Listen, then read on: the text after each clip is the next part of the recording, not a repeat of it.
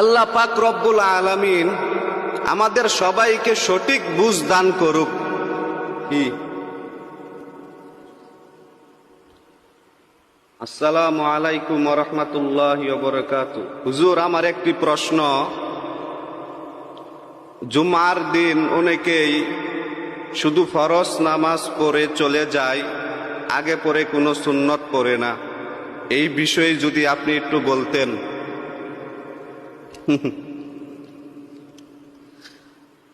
এই সমস্যা শুধু এই মসজিদে না, বাংলাদেশের প্রত্যেকটা মসজিদে একই সমস্যা।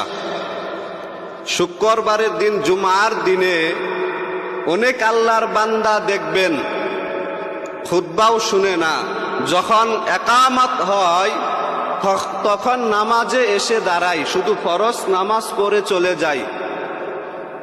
মেম্বারে বৈশা কোরআন ও হাদিস থেকে বয়ান করে ওলামাই কেরামরা সেই বয়ানও শুনে না। আরো যে ফরজ নামাজের আগে আরো 4 রাকাত সুন্নত নামাজ আছে, এটাও পড়ে না অনেকেই। আবার অনেকেই খুতবা শুনে না। খুতবা শোনা কিন্তু ওয়াজিব, অনেকেই খুতবা শুনে না। আবার নামাজের পরে যে মুনাজাত আছে, আবার মুনাজাতের পরে 4 রাকাত সুন্নত আছে, অনেকেই পড়ে না। সালাম ফিরানোর পরে অনেকেই চলে যায়। কেন?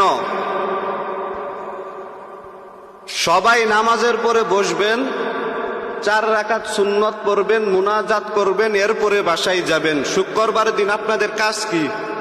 আপনারা যদি একটু আগে মসজিদে আসেন, কোরআন ও হাদিস থেকে একটু বয়ান শুনতে পারবেন উলামায়ে কেরামদের জবান থেকে, এরপরে বসে খুতবা শুনতে পারবেন।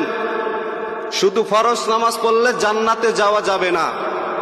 জান্নাত এত সোজা না। আল্লাহ পাক রব্বুল আলামিন সবাইকে